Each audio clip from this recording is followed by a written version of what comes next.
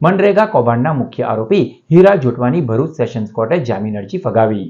મનરેગા કૌભાંડના મુખ્ય આરોપી હીરા જોટવાની ભરૂચ સેશન્સ કોર્ટે જામીન અરજી ફગાવી હતી. સરકાર તરફે હીરા જોટવા કૌભાંડમાં મુખ્ય સૂત્રધાર હોવા સાથે પુરાવાનો નાશ કરવા પ્રયત્ન કરાયો હોવાની દલીલ કરાઈ હતી. હીરા જોટવાએ ડમી એજન્સી બનાવી તમામ પૈસા પોતાના ખાતામાં ટ્રાન્સફર કર્યા હતા.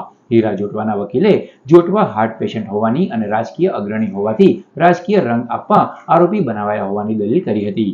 મનરેગા કૌભાંડમાં 10થી વધુ આરોપીઓની ધરપકડ થઈ છે.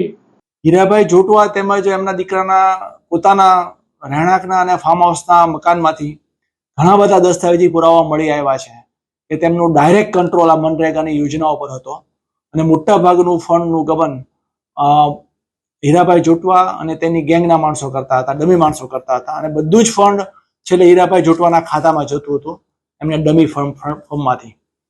અને આ તમામ દલીલો સાંભળી અને એવી પણ રજૂઆત થઈ હતી હીરાભાઈ જોટવા માટે કે એમને હાર્ટના પેશન્ટ છે, મેડિકલ ગ્રાઉન્ડ પર એમને બેલ આઉટ કરવામાં આવે. સરકાર તરફે પણ રજૂઆત કરવામાં આવેલી અને ચુકાદા પણ રજૂ કરવામાં આવ્યા કે જામીન અરજીના તબક્કે medical ground is no ground for granting a bail application.